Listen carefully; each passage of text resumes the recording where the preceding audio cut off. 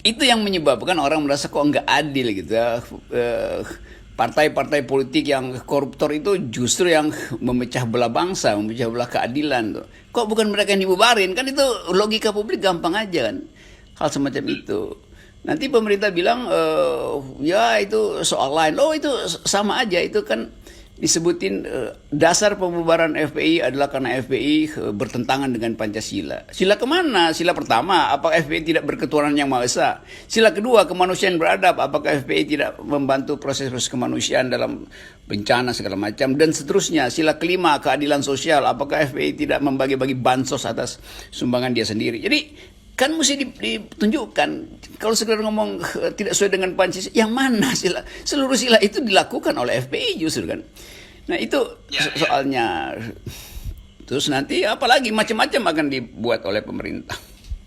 Bung Rocky, ini kesekian kalinya saya bertanya pada Anda soal mengapa sih kemudian pemerintah ini mengambil jalan keras menghadapi Habib Rizik Syihab, bahkan menutup pintu dialog. Kan kalau seperti ada menyinggung dalam dialog dengan para tokoh itu kan juga pada waktu itu Habib Rizik juga menawarkan semacam dialog dan rekonsiliasi. Tapi kan kemudian kubu istana lewat Pak Muldoko buru-buru menepis dan menganggap tidak perlu ada rekonsiliasi.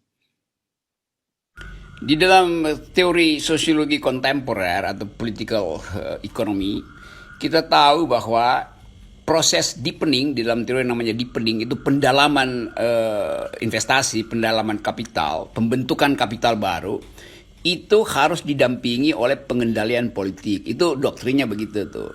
Jadi kita mau lihat apakah karena ada pendalaman kapital, entah itu kapital lokal atau kapital asing yang hendak masuk, maka mesti dilakukan penertiban politik. Itu satu soal.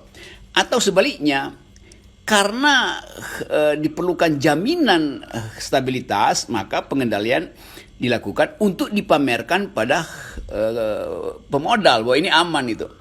Itu teorinya begitu. Tapi dua versi itu juga gagal. Karena apa? Karena Sri Mulyani barusan mengatakan bahwa kegagalan Indonesia itu bukan sekedar di dalam soal pertumbuhan, tapi soal korupsi.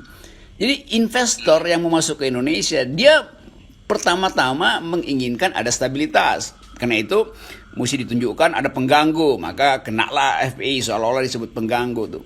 Tapi si investor juga membaca keterangan dari Sri Mulyani bahwa Indonesia memburuk bukan karena FPI mengganggu investasi, tapi karena partai politik melakukan korupsi. Kan itu kan. Lalu orang luar negeri juga bikin analisis, apakah FPI membantu koruptor? Enggak, justru FPI menghajar korupsi. Lalu orang bingung, loh, FPI menghajar korupsi supaya Indonesia bertumbuh, supaya iklim investasi bagus. Loh, kenapa dia dibubarin?